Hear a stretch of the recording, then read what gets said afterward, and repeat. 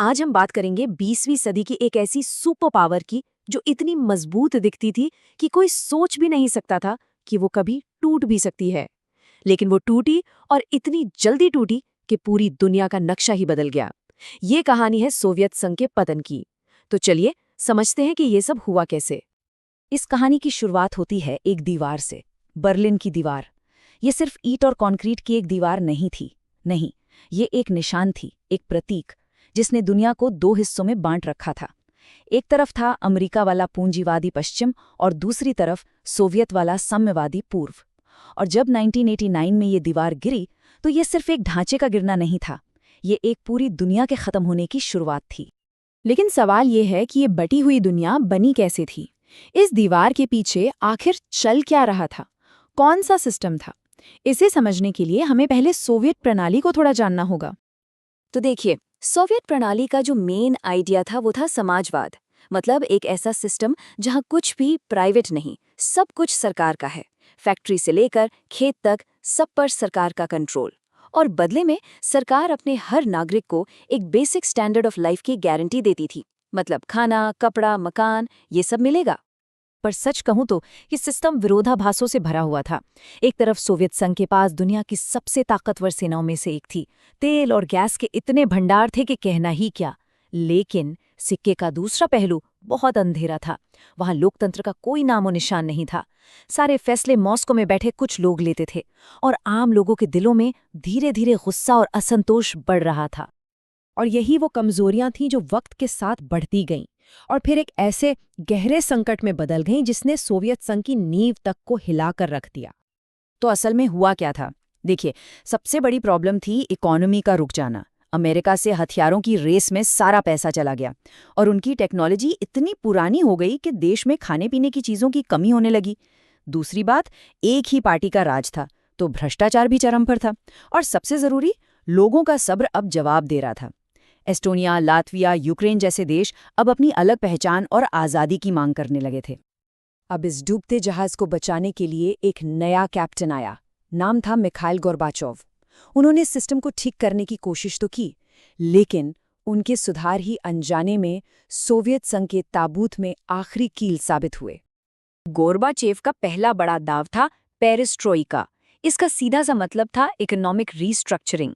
उनका मकसद था कि जो इकोनॉमी बिल्कुल ठप पड़ गई है उसमें थोड़ी जान फूकी जाए, उसे मॉडर्न बनाया जाए। और फिर आया उनका दूसरा सुधार, ग्लासनोस्त, मतलब खुलापन।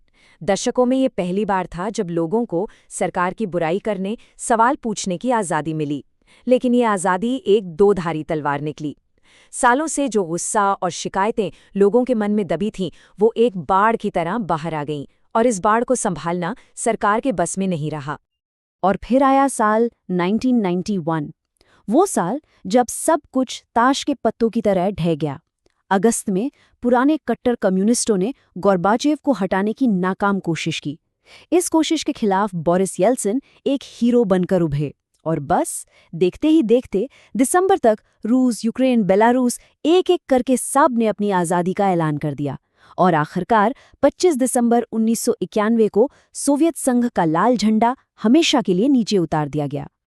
सोवियत संघ के खत्म होने के साथ ही शीत युद्ध खत्म हो गया और दुनिया एक नए दौर में आ गई। चलिए देखते हैं कि इसके बाद दुनिया कैसी दिखी। ये समझना जरूरी है कि सोवियत संघ सिर्फ खत्म नहीं हुआ था, वो बिखर गया था। एक सुपर पावर 15 नए आजाद देशों में टूट गई। जो कल तक एक देश का हिस्सा थे, वो आज दुनिया के नक्शे पर 15 अलग अलग देश बन चुके थे। और इसी के साथ दुनिया में दो ताकतों का बैलेंस खत्म हो गया। अब चेस बोर्ड पर सिर्फ एक ही किंग बचा था, अमेरिका। यहीं से यूनिपोलर वर्ल्ड यानी एक ध्रुवीय दुनिया के दौर की शुरुआत हुई। अब इन नए नए देशों के सामने सबसे बड़ा सवाल था, इकोनॉमी कैसे चलाएं। इसका जवाब उन्हें मिला शॉक थेरेपी के नाम पर। ये समाजवाद से सीधे पूंजीवाद की तरफ एक बहुत ही तेज, अचानक और, जैसा कि नाम से ही जाहिर है, एक बहुत दर्दनाक बदलाव था। तो इसमें हुआ क्या? आप ऐसे समझिए कि रातों रात सारी सरकारी कंपनियां, फैक्ट्रियां, सब प्राइवेट लोगों को बेच दी गई। विदेशी कंपनियों के लिए दरवाजे खोल दिए गए और दशकों पुराने जो ट्रेड एग्रीमेंट थे उन्हें एक झटके में खत्म कर दिया गया। सब कुछ बहुत बहुत तेजी से किया गया। और नतीजा बहुत ही भयानक था। बड़ी बड़ी इंडस्ट्रीज बर्बाद हो गई, महंगाई और बेरोजगारी आसमान छूने लगी, और एक नए किस्म का माफिया पैदा हो गया जिसने पूरे सिस्टम को कंट्रोल कर लिया। अमीर और गरीब के बीच की खाई इतनी बढ़ गई जितनी पहले कभी नहीं थी। अब इस पूरी उथल-पुथल के बीच भारत कहाँ था? सोवियत संघ के टूटने का हम पर और उसके उत्तराधिकारी रूस के साथ हमारे रिश्तों पर क्या असर पड़ा? देखिए, सोवियत संघ हमेशा से भारत का एक बहुत पक्का और भरोसेमंद दोस्त रहा था। चाहे हमारे स्टील प्लांट बनाने में मदद हो या 1971 की जंग में हमारा साथ देना हो। और अच्छी बात यह है कि वो दोस्ती आज भी कायम है। सोवियत संघ के बाद बने रूस के साथ हमारे रिश्ते आज भी बहुत मजबूत हैं। डिफेंस हो, एनर्जी हो या फिर कश्मीर जैसे मुद्दों पर इंटरनेशनल सपोर्ट, रूस आज भी हमारे साथ खड़ा है। तो आखिर में ये पूरी कहानी हमें सिखाती क्या है? यही कि एक सुपर पावर जो बाहर से लोहे की तरह मजबूत दिखती थी, वो अंदरूनी कमजोरियों, रुकी हुई इकोनॉमी और अपने ही लोगों की आज़ादी की चाह के आगे ताश के पत्तों की तरह बिखर गई। ये हमें याद दिलाता है कि कोई भी सिस्टम, चाहे कितना ही ताकतवर क्यों ना हो, अगर वो अपने लोगों की आवाज़ को, उनकी ज़रूरतों को नज़रअंदाज करता है, तो उसका गिरना तय है। अब सवाल ये है कि इतिहास का ये सबक आज की दुनिया के लिए कितने मायने रखता है।